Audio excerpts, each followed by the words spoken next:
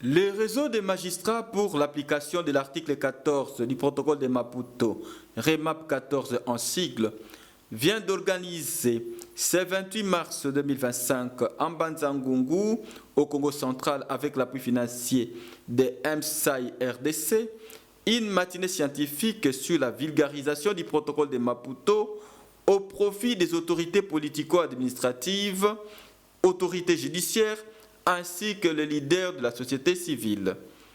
Organisée dans le cadre du mois des droits de la femme, cette importante activité a été assurée par le procureur général Jean-Claude Ngandou et le docteur Yves Kitoko, qui ont entretenu les participants sur les incidences du protocole de Maputo, des avortements et la contraception, ainsi que sur la portée de l'article 14.2c sur l'accès des femmes aux soins complets d'avortement sécurisés. Nous parlerons brièvement de la situation de la grossesse non désirée et des avortements dans le monde, mais aussi en RDC. Et puis nous allons faire une brève conclusion. Qu'est-ce qu'on attend par avortement? L'avortement, en termes scientifiques, c'est toute interruption et expulsion du produit de conception hors de l'utérus avant la 26e semaine. Mais il y a deux parties. Il peut y avoir l'avortement de ce qu'on appelle embryon, mais il peut aussi avoir l'avortement de ce qu'on appelle fœtus. Plusieurs décennies, notre pays a ratifié, donc la RDC, a ratifié jusqu'à ce jour beaucoup d'instruments juridiques internationaux de protection des droits de l'homme, dans le souci de relever les différents défis liés particulièrement à la prévention des graves violations des droits des femmes enregistrées chaque année à travers le pays. C'est ainsi que les États africains s'étaient réunis au Mozambique, à Maputo, la capitale, le 11 juillet 2003.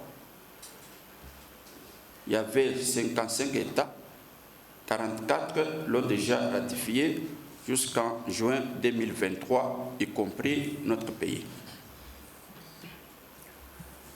Donc, les chefs d'État se sont donnés comme mission commune d'adopter des mesures appropriées au plan législatif et institutionnel afin de matérialiser l'effectivité plutôt de la mise en œuvre des dispositions de cet instrument juridique africain. Donc, pratiquement, on s'est rendu compte, les chefs d'État, en se réunissant à Maputo, Mozambique, se sont rendus compte qu'il y a la Charte africaine des droits de l'homme qui est là, mais qui ne parle pas beaucoup des droits de la femme.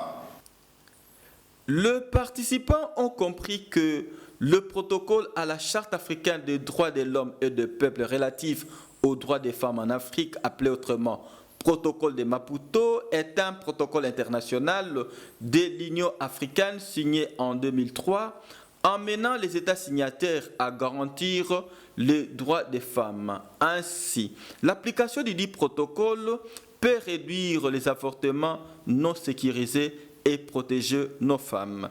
Nous rassurons que cette matinée scientifique était à la satisfaction des participants.